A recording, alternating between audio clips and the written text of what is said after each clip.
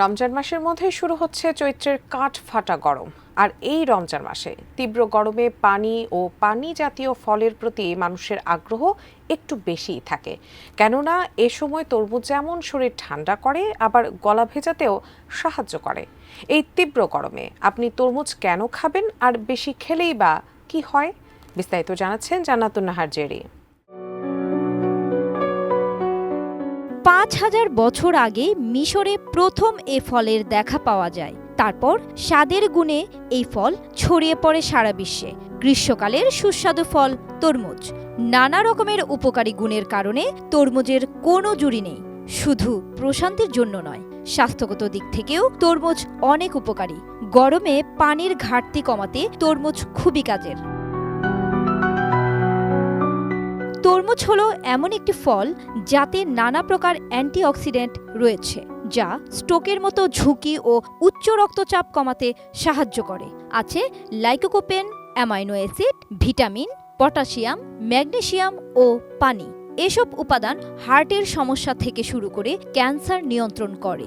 Lycopene মানবদেহের কয়েক ধরনের ক্যান্সারের বিরুদ্ধে খুব ভালো কাজ করে।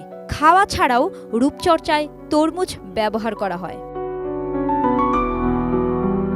টপার ননস্টিক কুকওয়্যারে ৫ স্তরের ইউরোপিয়ান স্ট্যান্ডার্ড কোটিং থাকায় খাবার লেগে যায় না। তরমুজে আছে ৯২% পানি, তাই শরীরকে ঠান্ডা করতে ও পানি শূন্যতা কমাতে তরমুজ অতুলনীয়। বিশেষজ্ঞরা বলেন, ক্যাফেইনের তুলনায় তরমুজ অনেক বেশি গুণ উপকারী, তাই ক্যাফেইন কমিয়ে বেশি বেশি তরমুজ খাওয়া উচিত। গরমের তীব্রতা দিন দিন বাড়ছে, তাই গরমে হঠাৎ করেই হতে পারে হিট স্ট্রোক। তরমুজ মস্তিষ্ক ও শরীরকে ঠান্ডা রেখে শক্তি সঞ্চার করে, যা হিট স্ট্রোকের ঝুঁকি কমায়।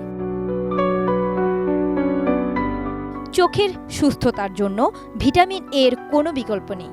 আর তরমুজে আপনি প্রতিদিনের প্রয়োজনের ৯ থেকে ১১ ভাগ ভিটামিন এ পেয়ে যাবেন, যা আপনার চোখের স্বাস্থ্য সুরক্ষিত রাখবে, বাড়াবে দৃষ্টিশক্তি।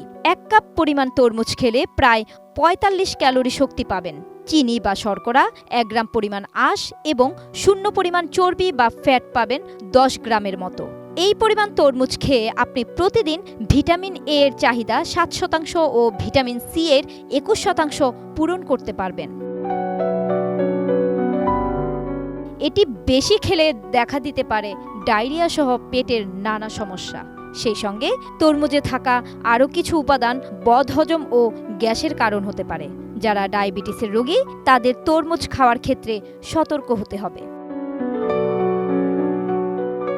জান্নাতুন নাহার জেরি, এটিএন নিউজ।